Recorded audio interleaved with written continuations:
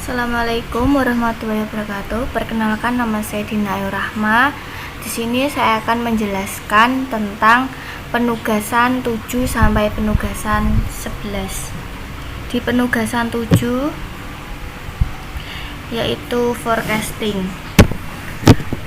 Forecasting merupakan metode untuk memprediksikan atau memperkirakan berbagai kejadian di masa mendatang berdasarkan data yang telah dikumpulkan sebelumnya. Model peramalan dapat dibagi menjadi 4 submodel. Model pertama adalah menggunakan data masa lalu secara runtut waktu atau time series. Lalu yang model kedua adalah untuk situasi di mana satu variabel berfungsi dari satu atau lebih variabel lain atau variabel bebas yang disebut dengan regresi sederhana atau regresi berganda. Model ketiga yang memungkinkan kita untuk menciptakan perkiraan diberikan model regresi tertentu, dan model keempat yang memungkinkan kita untuk menghitung kesalahan diberikan tuntutan dan perakiraan.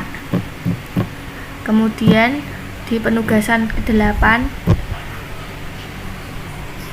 ada network atau jaringan, merupakan sambungan penghubung antara satu titik dengan titik lainnya.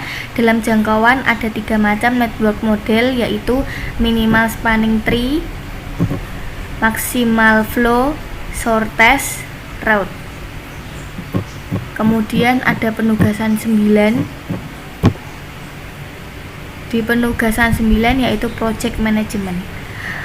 Manajemen project digunakan untuk memperkirakan jangka waktu project dan menentukan aktivitas project mana yang bersifat kritis.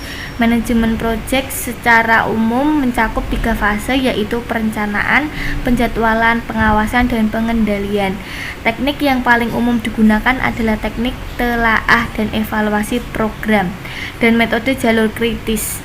Keduanya bisa dikatakan merupakan satu kesatuan. Untuk teknik telaah dan evaluasi program, aktivitasnya berbasis pada jalur atau activity on arcs. Sedangkan CPM aktivitasnya berbasis pada titik atau activity when not. Kemudian di penugasan 10. Di penugasan 10 yaitu waiting list.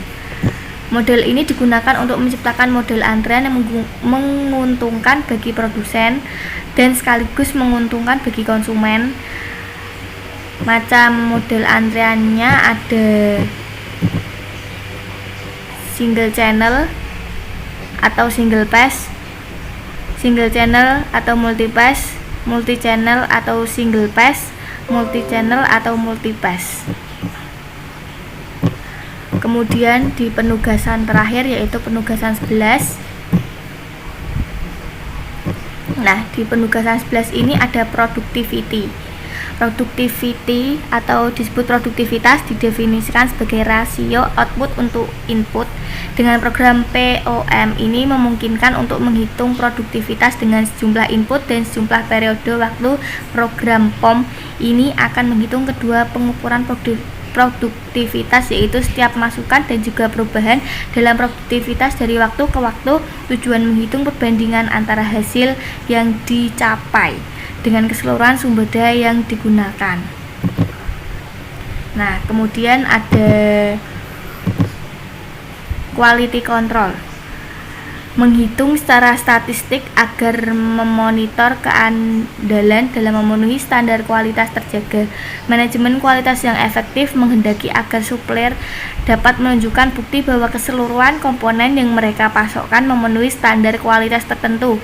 Oleh karena itu, perusahaan harus memperhatikan teknik-teknik pengawasan kualitas untuk menentukan apakah akan menerima atau menolak suatu komponen yang dikirim oleh para supplier.